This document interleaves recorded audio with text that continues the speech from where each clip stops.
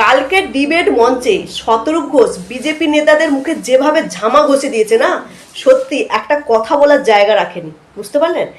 BJP Sajal Ghosh তথাগতরা চারটে BJP নেতাকে কিন্তু ঝামা ঘষে দিয়েছে। কুণাল ঘোষও ছিল, তৃণমূলে কুণাল ঘোষ ছাড়া কে ছিল, কিন্তু বিজেপিরা 20% হচ্ছে বিজেপি আর 80% তৃণমূল দিয়ে, তৃণমূলের চোর নেতা মন্ত্রী দিয়ে এখন দল চলছে।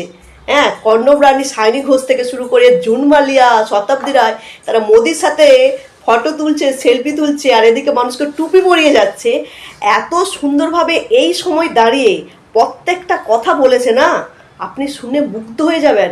একদম চোখে চোখ রেখে প্রত্যেকটা কথা বলেছে। এবং এই মুহূর্তে দাঁড়িয়ে সজল ঘোষদের মুখ দিয়ে একটা কথা বেরোয়নি, বেরোবে কোথা থেকে? সঠিক কথা বলেছে না, প্রত্যেকটা কথা শুনুন, তাহলে বুঝবেন শতরূপ ঘোষদের মতো নেতা হয় না, হয় না, এরকম নেতা হতে পারে না। সঠিক কথা সঠিক সময় যেভাবে বলছে না, মানুষ ঘুরে দাঁড়াবে। শুনুন প্রত্যেকটা কথা। আমার পরের বক্তা শতরূপ ঘোষ।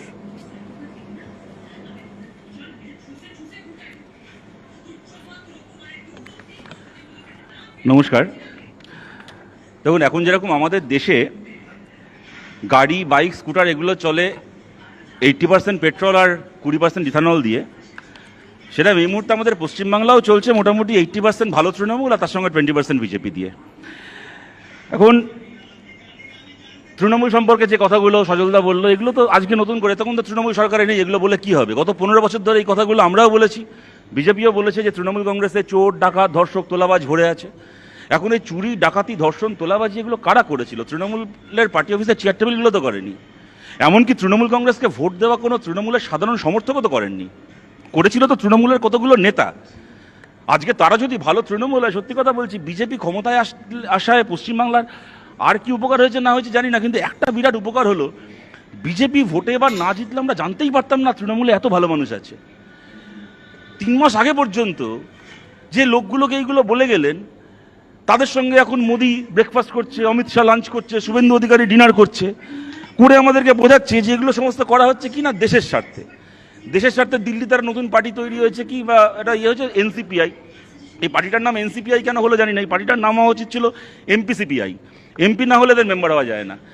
তো এদেরকে করা তৈরি হয়েছে পার্টি, এরা সব এই 20-21 জন সাংসদ, তারা সেই নতুন পার্টি হয়ে এখন বিজেপির জোট শরিক হয়ে গেল। কেন না দেশের ভালোর জন্য। স্মাগলারদেরকে এমপি করলে দেশের ভালো হয়? যে ভারতের পার্লামেন্ট ছিল পণ্ডিত জওয়াহরলাল নেহরুর জন্য, হিরেন মুখার্জির জন্য, যে ভারতবর্ষের পার্লামেন্ট ছিল অটল বিহারী বাজপেয়ীর জন্য, যে ভারতবর্ষের পার্লামেন্ট ছিল সোমনাথ চট্টোপাধ্যায়, বাসুদেব আচার্যদের জন্য, সেই পার্লামেন্টে এই তৃণমূল কংগ্রেসের একটা এমপি সুকান্ত মজুমদার, একজন কেন্দ্রীয় মন্ত্রী হয়ে যাকে গিয়ে বলে আসলেন, যত পারো স্মাগলিং করে নাও বাবা প্রকাশ, তোমার এখান থেকে ইন্টারন্যাশনাল বর্ডারে ভাইপোর হয়ে যত পারো স্মাগলিং করে নাও, 3 মাস পরে আমরা সরকারে এসে তোমার ব্যবস্থা করছি।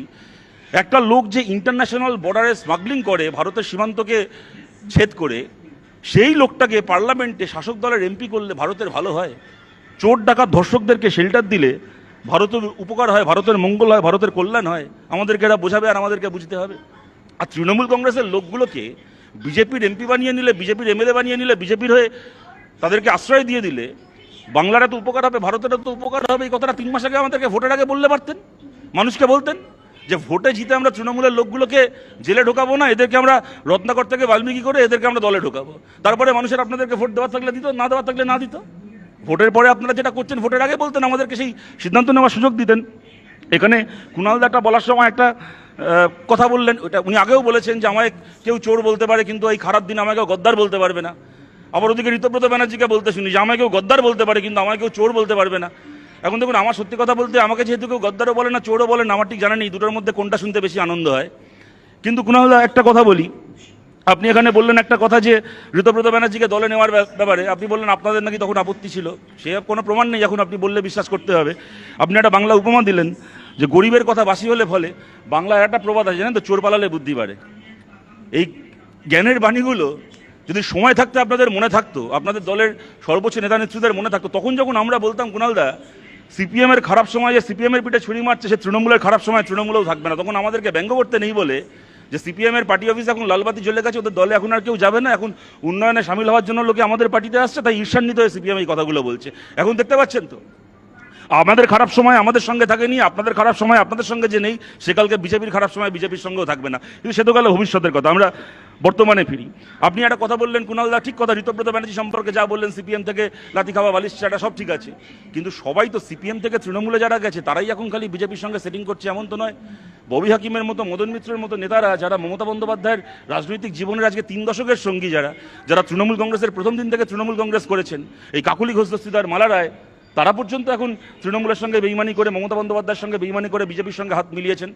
তাহলে এতদিন পর্যন্ত আমরা যে কথাটা বলেছিলাম, আপনারা যতই মুখে বলুন না কেন বাংলায় সিপিএমকে ভোট দিয়ে লাভ নেই, বামপন্থীদেরকে ভোট দিয়ে লাভ নেই, আমরা তৃণমূল একমাত্র বিজেপি বিরোধী, আর আমরাও সমানে বলে গেছিলাম তৃণমূলের একবারে পা থেকে মাথার মধ্যে অর্ধেকের ওপর এরকম লোক রয়েছে যারা কিনা আরএসএস এর এজেন্ট, যারা কিনা বিজেপির লোক। যখন তৃণমূলের গণেশ উল্টাবে এরা সব কটা গিয়ে বিজেপির হাত শক্ত করবে। আজকে বলুন, সেদিন আপনারা সত্যি বলেছিলেন নাকি আমরা সত্যি বলেছিলাম? আবার উল্টোটাও সত্যি। শ্রমিক ভট্টাচার্য, সে কি যাত্রা দলের সংলাপ! আরে প্রেম করলে দূরে কেন, কাছে এসো, এদিকে এসো, এসো না। সিপিএম সে ছোটবেলা দেখতাম পাড়ায় প্রেম করতো, ধরা পড়ে যাওয়ার ভয়ে দূরে গিয়ে করতো। এখন সিপিএম তৃণমূলের প্রেম বলে এখানে নয় দিল্লি চলো। আরে দূরে দূরে প্রেম হয়, কাছে এসে হাতটা ধরো, কিনাকামি শুনেছিলাম। এখন দিল্লি গিয়ে জুন মালিয়ার হাতটা কে ধরলো শ্রমিকবাবু? দিল্লিতে গিয়ে জুন মালিয়ার হাতটা কে ধরলো? আমাদেরকে তো, পশ্চিমবাংলার মানুষকে তো 15 বছর ধরে বুঝিয়ে গেলেন যে সিপিএম হচ্ছে তৃণমূলের সঙ্গে সেটিং করে চলে, এরা সবাই ইন্ডিয়া জোটে একে অপরের শরিক, এরা বাংলায় লড়াই করবে, দিল্লিতে গিয়ে এরা সবাই একসঙ্গে রাজনীতি করছে। সুতরাং তৃণমূলের বিরুদ্ধে সিপিএমকে ভরসা করে লাভ নেই, বামপন্থীদের ভরসা করে লাভ নেই, আমরা বিজেপি, আমরা হচ্ছে একমাত্র তৃণমূল বিরোধী। আজকে তৃণমূল কংগ্রেসের 21 জন এমপি থেকে শুরু করে, ওদের 60-65 জন এমএলএ থেকে শুরু করে, এবং খালি এমপি এমএলএর প্রশ্ন না, একেবারে মানে সে পঞ্চায়েত দখল হচ্ছে তৃণমূলের সমর্থনে বিজেপির। কালকে দেখলাম একটা পঞ্চায়েতে বিজেপি ভোট দখল করেছে, 11টা ভোট পেয়ে তার মধ্যে 10 জন তৃণমূলের পঞ্চায়েত মেম্বার। এই 10 জন তৃণমূলের পঞ্চায়েত মেম্বার, একজন বিজেপির পঞ্চায়েত মেম্বার, সে প্রধান হয়েছে 10 জন তৃণমূলের সমর্থনে। এরা পা থেকে মাথা পর্যন্ত এই জিনিস চলছে। আর চলবে নাই বা কেন? উপরের তলা যদি সেটিং করে তাহলে নিচের তলার কি দায় পড়েছে, তারা সেটিং করবে না? এখানে বলার সময় সজলদা অনেকগুলো কথা বললো, ঠিক কথা বলেছে। বীরভূমে বালি পাচার আমরা সবাই জানি, কোটি কোটি টাকা ওখানে রাজস্ব ফাঁকি দেওয়া হতো, কোটি কোটি টাকা, এক এক দিনে কয়েক কোটি টাকা উঠতো ওখানে বালির লরি থেকে, ওখানে বেআইনি টোল ট্যাক্স থেকে। কারা তুলতো? আমি আবারই প্রশ্ন করছি, বীরভূমে তৃণমূল কংগ্রেসকে ভোট দেওয়া কোনো সাধারণ মানুষ এই চুরিটা করতেন? কোনো সাধারণ মানুষের ছত্রছায়ায় চুরিটা হতো? তৃণমূলের কোনো সাধারণ বুথ স্তরের, ব্লক স্তরের কর্মী এই চুরিটা করতো? চুরি তো করতো যে লোকটা, তার নাম অনুব্রত মণ্ডল। আজকে সেই রাজস্ব যেখানে ফাঁকি দেওয়া হয়েছে, তোমরা নাকি রাজস্ব বাড়াবে, সব ঠিক আছে, কিন্তু যে অনুব্রত মণ্ডল এই চুরিটা করে হাজার হাজার হাজার কোটি টাকার মালিক হলো, সে এখন গিয়ে ঋতব্রত তৃণমূলের হয়ে এখন ধর্মতলায় গিয়ে ভাষণ দেবে, জ্ঞান দেবে, সে এখন ভালো তৃণমূল হয়ে যাবে। যখন এই পুলিশ অফিসারটাকে ফোন করে অনুব্রত মণ্ডল তার মাকে নিয়ে, তার স্ত্রীকে নিয়ে নোংরা কথাগুলো বলেছিল, মমতা বন্দ্যোপাধ্যায় আড়াল করলো, পুলিশ অফিসারটার ক্ষমতা হলো না অনুব্রতের বিরুদ্ধে কোনো ব্যবস্থা নেয়। তখন বাংলার মানুষ যারা বিজেপিকে সমর্থন করেন তারা ভেবেছিলেন যদি কালকে বিজেপি ক্ষমতায় আসে তাহলে এই পুলিশ অফিসারটা বিচার পাবে, তার মা তার স্ত্রী বিচার পাবে, তাহলে এই অনুব্রত মণ্ডলের তদন্তটা আবার এগোবে, ফাইলটা খোলা হবে, আজ নাও কালে জেলে যাবে। কি হলো? বালির লরি ধরবো, টোল ট্যাক্সের টাকা তুলবো, সব ঠিক আছে, কিন্তু অনুব্রত ভালো তৃণমূল হয়ে এখন বিজেপি রাজনৈতিক আশ্রয় চলে যাবে। আবার সজলদা বলে কি, এদেরকে সৃষ্টি আমরা করি না, তৃণমূল পার্টিটাকেই সৃষ্টি তোমরা করেছো, অন রেকর্ড। এই তথাগত বাবু আছেন, ওনারা সেই সময় বিজেপির পশ্চিমবাংলার নেতা ছিলেন, কিন্তু শ্রমিক ভট্টাচার্য কদিন আগে বললেন, এই এবিপি আনন্দ স্টুডিওতে বসে শান্তন বসু বলেছিল কয়েকদিন আগে যে বিজেপি ছিল বলে তৃণমূল কংগ্রেস দলটা জন্ম হয়েছে। আমি ছেড়ে দিলাম, সেই প্রসঙ্গও ছেড়ে দিলাম। আর সজলদা বলে নাকি আমাদের পার্টিটা তৃণমূল নয়, ওখানে যেটা মমতা ব্যানার্জিকে গালাগাল দিয়ে তারপর তৃণমূলে ঢুকে দেওয়া যায়, আমাদের পার্টিতে এরকমভাবে মোদিকে গালাগাল দিয়ে ঢোকা যায় না, তাই নাকি? শুভেন্দু অধিকারী মোদিকে গালাগাল দেয়নি কখনো? নাম শুনেছো শুভেন্দু অধিকারী বলে কারুর? হেবি গালাগাল দিতেন মোদিকে, চোর দাঙ্গাবাজ কি না বলতেন। সে এখন তোমার মুখ্যমন্ত্রী, তুমি নিজে গালাগাল দাওনি বিজেপিকে? তুমি নিজে দাওনি কোনোদিন বিজেপিকে? আরে ওদিকে পরে কথা বলবে, এদিকে আমায় বলো না। কখনো গালাগাল দাওনি বিজেপিকে যখন কংগ্রেস করতে, যখন তৃণমূল করতে? গোটা বিজেপি তো তৈরি হয়েছে বিজেপিকে গালাগাল দেওয়া লোকেদেরকে নিয়ে। এখানে দাঁড়িয়ে বলছে, আবার ঠিক কথা বলেছে, পোস্টপোল ভায়োলেন্স। আমরা দেখেছি সেই পোস্টপোল ভায়োলেন্সের চেহারা 2011 পর থেকে 2021 পর্যন্ত। তার গান পয়েন্টে আমরা ছিলাম, মূলত আমাদের কর্মীরা মরেছে, প্রাণ দিয়েছে, রক্তাক্ত হয়েছে, খুন হয়েছে, আমাদের ঘরবাড়ি ভাঙা হয়েছে। আমার এটা বলতে কোনো দ্বিধা নেই। 2021 বিধানসভা ভোটের পরে যেহেতু বিজেপি তখন প্রধান প্রতিপক্ষ বলে উঠে আসলো এবং আমরা বামপন্থীরা পিছিয়ে গেলাম, 2021 পরে আমাদের থেকে অনেক বেশি পোস্টপোল ভায়োলেন্সের শিকার হয়েছে বিজেপির কর্মীরা, এই নিয়ে কোনো সন্দেহ নেই। খুন হয়েছে, ঘরছাড়া হয়েছে। তোমরা সেই কর্মীদের প্রতি কি বিচার করছো আজকে? আজকে যে জুন মালিয়া এখন মোদির জোট শরিক হয়ে গেছে, শ্রমিক ভট্টাচার্যের সঙ্গে গিয়ে দিল্লিতে হাত মেলাচ্ছে, মোদির সঙ্গে ইন্ডিয়ার বৈঠক করছে। এই জুন মালিয়ার ভিডিও এইবার ভোটের পরে আমরা দেখিনি, সামনে আসলো। মেদিনীপুরে কর্মী সভায় বলছেন যে 4 মে ভোটের রেজাল্টটা বেরোক, আমরা জিতে যাব। তারপরে আমাদের দিদিকে নিয়ে ওরা অনেক উল্টোপাল্টা কথা বলেছে। 5 তারিখের পরে বিজেপিকে আমরা এমন মার মারবো, ওদেরকে আমরা টের পাইয়ে দেবো। এই জুন মালিয়া বলেনি 5ই মের পরে তোমাদেরকে মারার কথা ছিল, এই জুন মালিয়ার তোমাদের কর্মীদেরকে খুন করার কথা ছিল, তোমাদের ঘরবাড়ি পোড়ানোর কথা ছিল তোমাদের কর্মীদের। তার বদলে সেই জুন মালিয়া এখন মোদির সঙ্গে বসে মিটিং করছে। মানে তথাগত বাবু, কেন আপনাদের ধর্ম নিয়ে আপনারা যখন রাজনীতি করেন ওটাকে আমাদের ধর্ম মনে হয় না, রাজনীতি মনে হয়? আপনার তো বিরাট রাগ ছিল সায়নী ঘোষের ওপর। শিব ঠাকুরের অপমান করেছে, শিব ঠাকুরকে অন্নম পড়িয়েছে বলে আপনি আবার তার নামে মামলা ঢুকে দিয়েছেন। এখন কেমন লাগে তথাগত বাবু? এই শ্রাবণ মাস, ভরা শ্রাবণ মাস চলছে, শিব ঠাকুরের পূজন মাস, এই সময় মোদিকে আর সায়নী ঘোষকে একসঙ্গে দেখতে কেমন লাগে? যদি ওটা সত্যিই আপনাদের ধর্মীয় আবেগ হতো না, যদি সত্যি শিব ঠাকুরের প্রতি আপনাদের কোনো ধর্মীয় আবেগ থাকতো, তাহলে আজকে মোদি আর সায়নী ঘোষ জোট শরিক হয়ে যেত না রাতারাতি। ওটা আপনাদের ধর্ম ছিল, ওটা আপনাদের ধান্দা ছিল। তাই সায়নী ঘোষ, ববি হাকিমরা এখন রাজনৈতিক আশ্রয় পেয়ে যায়। মাঝখান থেকে গরিব মুসলমান, সে তার ধর্মটাকে পালন করতে পারবে কি না, তার মসজিদে আজানের আওয়াজ মাইকে বাইরে আসবে কি আসবে না, তার জন্য তাকে আক্রান্ত হতে হয়। এখানে হুমায়ুন কবির কদিন আগে দেখি বিধানসভায়, তার আগে হুমায়ুন কবির সমাবেশে বলল যে মুর্শিদাবাদের সব মুসলমানকে জড়ো করবো, করে বিজেপির জেলা সভাপতিকে এখান থেকে গুম করে দেবো, আর খুঁজে পাওয়া যাবে না, এই করবো ওই করবো, সব কিছু করবো। শুভেন্দু অধিকারী বিধানসভায় দাঁড়িয়ে বললেন যে হুমায়ুন কবিরের বিরুদ্ধে এমন ব্যবস্থা নেব, গরম গরম কথা বলার, এইসব কথা বলে উস্কানি দেবো, এইসব করা বন্ধ হয়ে যাবে। ব্যবস্থা কি হলো চিন্তা করতে পারেন? হুমায়ুন কবির যে কথাগুলো বললো রেজিনগরে, হুমায়ুন কবিরের ওই মিটিংয়ের যারা ওই প্যান্ডেল বেঁধেছিল আর মাইক লাগিয়েছিল তারা গ্রেপ্তার হলো। আর যে হুমায়ুন কবির এই কথাগুলো বললো, সে দেখি কদিন আগে দেখি গোলাপ ফুলের তোড়া দিচ্ছে শুভেন্দু অধিকারীকে। এই আপনাদের রাজনীতি, এই আপনাদের রাজনীতি? আপনাদের লজ্জা করে না? তারপর সামনে দাঁড়িয়ে কথাগুলো বলছেন। এখানে অরূপ বিশ্বাস, অরূপ বিশ্বাস হেরে গেছে, ভোটে জিততে পারেনি, বেপাত্তা, খুঁজে পাওয়া যাচ্ছে না। ওর ভাই স্বরূপ বিশ্বাস অ্যারেস্ট হয়ে গেল, ওই মেসির কাণ্ডের জন্য অরূপ বিশ্বাসকে পুলিশ খুঁজছে, খুঁজে পাওয়া যাচ্ছে না। হঠাৎ টিভিতে ব্রেকিং নিউজ কি না, অরূপ বিশ্বাস নাকি তৃণমূলের একটা পার্টি ফান্ডের সিগনেটারি ছিল, ও ব্যাংকে নাকি চিঠি পাঠিয়ে দিয়েছে যে অভিষেক ব্যানার্জির কথায়, মমতা ব্যানার্জির কথায়, তৃণমূলের কারোর কথায় যেন ওই অ্যাকাউন্ট থেকে কোনো টাকা না দেওয়া হয়, অ্যাকাউন্টটাকে যেন লক করে দেওয়া হয়।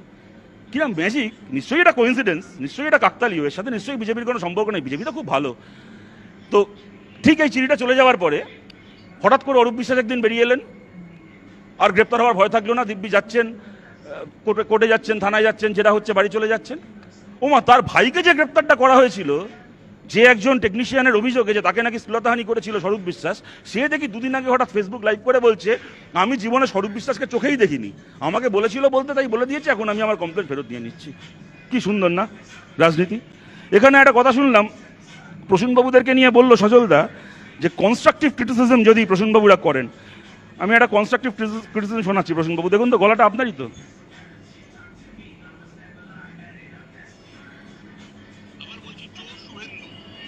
আজকে চাঁচলে এসেছিল, চাঁচলে এসে ও আমাদের নেতৃত্বের নামে এবং আমার নামেও কিছু মন্তব্য করে। এখন বুঝতে হবে যে এটা কোন শুভেন্দু। সেই শুভেন্দু যার সিকিউরিটি গার্ড অত্যাচার সহ্য করতে না পেরে আত্মহত্যা করেছিল, কারণ এক বিকৃত রুচির শিকার হয়েছিল বলে। তাহলে এই ভদ্রলোকের ওরিয়েন্টেশন প্রবলেম আছে, হয়তো ইরেকটাইল ডিসফাংশনও থাকতে পারে। কনস্ট্রাকটিভ ক্রিটিসিজম আমি পরামর্শ দেব শুভেন্দুকে যে এখানে চাঁদসি চিকিৎসালয় আছে, আমাদের এখানে ভালো ভালো চাঁদসি চিকিৎসা পাওয়া যায়। নিজের পৌরসত্বকে আগে ফিরে পান। আপনার পুরুষত্ব নিয়ে খুব সমস্যা আছে, সন্দেহ আছে, সবাই জানেন। আর উনি বলেছেন যে পাশের জেলায় বালুরঘাটে ওখানে গেলে নাকি উনি শুনতে পেয়েছেন অনেক কিছু। ঠিকই বলছে, কারণ ওনার 4টে বয়ফ্রেন্ড ওখানে আছে, আমি জানি, রিসেন্টলি গিয়েও ছিলেন। এখন বয়ফ্রেন্ডের সাথে ওনার আর ওনার বাপের 2-3টে গার্লফ্রেন্ডও আছে। বাপের এরপরে মানে আমার এইটুকু চালাতেই অস্বস্তি হচ্ছিল। যাই হোক, আপনার কনস্ট্রাকটিভ ক্রিটিসিজম শোনা লজ্জা করে না? এই সমস্ত লোককে তোমরা শেল্টার দিচ্ছ, বলছো কনস্ট্রাকটিভ ক্রিটিসিজম করবে এরা। হ্যাঁ, আমি বলছি ঋতব্রত ব্যানার্জি, আপনারা সবাই জানেন ঋতব্রত ব্যানার্জির কথা। আমরা পার্টি থেকে এক্সপেল করলাম, তারপরে তার নামে একজন মহিলা ধর্ষণের অভিযোগ। আমি তো আমার সময় থেকে 1 মিনিট প্রসূনবাবুকে দিয়ে দিলাম, তাহলে প্রসূনবাবুর সময় থেকে একটু আমি সময় পাই। আমার সময় তো ওনার কথা শোনালাম। আমি আমার কথাকে শেষ করছি এটা বলে, এই যে ঋতব্রত ব্যানার্জি সম্পর্কে যে ভদ্রমহিলা এই অভিযোগটা করেছিলেন, অভিযোগ ঠিক ভুল আমাদের জানার সুযোগ হয়নি, কেননা উনি তৃণমূলে যোগ দিলেন, তদন্তটা মাঝপথে আটকে গেল। যে ঋতব্রত ব্যানার্জিকে গ্রেপ্তার করার জন্য বাড়িতে সিআইডি গেছিল, মমতা বন্দ্যোপাধ্যায় সিআইডি পাঠিয়েছিলেন, তদন্ত বন্ধ হয়ে গেল। আপনারা কেউ জানেন, খবর রাখেন সেই মহিলার আজকে কি খবর? আমি আপনাদেরকে এখানে বলছি এবং আমরা চাই এই সরকারের কাছে তদন্ত করা হোক। সেই যে ভদ্রমহিলা হঠাৎ করে এর কিছুদিন পরে, এই ঘটনার কিছুদিন পরে তাকে তার ঘর থেকে কোনো সাড়া পাওয়া যাচ্ছে না। পাড়া প্রতিবেশীরা দরজা ভেঙে ঢুকে দেখে বালুরঘাটে তিনি তার ঘরের মধ্যে অর্ধমৃত অবস্থায় পড়ে আছেন। সেখান থেকে তাকে হাসপাতালে নিয়ে যাওয়া হয়। রহস্যজনক ঘটনা, কেউ জানে না কি হলো না হলো কিছু, হাসপাতালে তার মৃত্যু হয়। তার কিছুদিন পরে তার ভাইয়েরও মৃত্যু হয়। এখন পরিবারটা শেষ, পরিবারে এখন আর কেউ নেই। কি হলো ঘটনাটা? অভিযোগ যে উনি করেছিলেন, তদন্ত হচ্ছিল, মাঝপথে তদন্ত আটকে গেল, তার সঙ্গে এই ঘটনার কি আদৌ কোনো সম্পর্ক আছে নাকি এটা একটা ন্যাচারাল ডেথের ঘটনা, আমাদের জানার কোনো সুযোগ নেই। আমরা আশা করেছিলাম যেদিন তৃণমূল সরকার থেকে যাবে, সেদিন নতুন যে সরকার আসবে, সেই দিন এই তদন্তগুলো হবে, তদন্তগুলো এগোবে। আজকে এই জায়গায় আমরা দাঁড়িয়ে আছি, আমাদের পশ্চিমবাংলা দাঁড়িয়ে আছে। আমার সময় শেষ হয়ে গেছে, আমি আমার কথাকে শেষ করছি এইটা বলে যে দেখুন, আমি এত কিছুর মধ্যে, বিজেপির এত সমালোচনার মধ্যেও একটা কথা বলবো যে বিজেপির হয়তো তৃণমূলের বিরুদ্ধে লড়াই করতে গিয়ে শ্রমিক ভট্টাচার্য, শুভেন্দু অধিকারীদেরকে কখনো গায়ে হাত তোলা হয়নি কি জেল খাটতে হয়নি, কিন্তু এটা ঘটনা যে নিচুতলায় বিজেপি কর্মীদের অনেককে তো মার খেতে হয়েছে, আক্রান্ত হতে হয়েছে। যেরকম বিজেপির বহু কর্মীকে এখন আমরা দেখছি তলে তলে এই সেটিংটা করতে, তৃণমূল কংগ্রেসের আজকে যদি বিজেপির নেতারা দেখায় এই পথ দেখিয়ে দেয় যে ভাই ওপর লেভেলে আমরা এমপিদেরকে সঙ্গে নিয়ে ডিনার করব, লাঞ্চ করব, তাহলে নিচের তলাতেও তৃণমূলের লোকগুলোর এই একদিন ধরে যারা চুরি করেছে, টাকার অভাব নেই, তাদের সঙ্গে টাকা পয়সা নিয়ে লেনদেন করে নিচের তলার বিজেপি বা সেটিং করবে না কেন? যেমন এটা করা হচ্ছে, তেমন আবার কেশপুরে যে বিজেপির কর্মীরা শিউলি সাহাকে ওখানে বরদাস্ত করেনি, কোচবিহারের যে সাধারণ বিজেপি কর্মীরা ওই জগদীপ বাসুনিয়া থেকে শুরু করে ওই এখন তৃণমূল থেকে ভালো তৃণমূল হয়ে যাওয়া এই অত্যাচারী তৃণমূল কংগ্রেস নেতাগুলোকে তারা করেছে, সেই বিজেপি কর্মীদেরকে আমি অ্যাপ্রিসিয়েট করছি, তাদেরকে আমি সম্মান জানাই যে তারা তাদের নেতারা বিক্রি হয়ে গিয়ে থাকলে, তাদের নেতারা অ্যাডজাস্ট করে নিয়ে থাকলেও তারা অ্যাডজাস্ট করেনি। এবং যে কোনো রাজনৈতিক দলকেও এটা মাথায় রাখতে হবে, আমরা জিতে, কখনো আমরা জিতেছি, কখনো আপনারা জিতেছেন, কিন্তু আমরা জিতে যেরকম জনগণকে চিরকালের জন্য কিনে নিই না, নিজের সমর্থকদেরকেও চিরকালের জন্য কিনে নিই না। যেরকম জনগণ কালকে মুখ ফিরিয়ে নিতে পারে, তেমন আজ যে আমার সমর্থক বেগরবাই দেখলে কিন্তু কালকে সেও মুখ ফিরিয়ে নিতে পারে। ধন্যবাদ।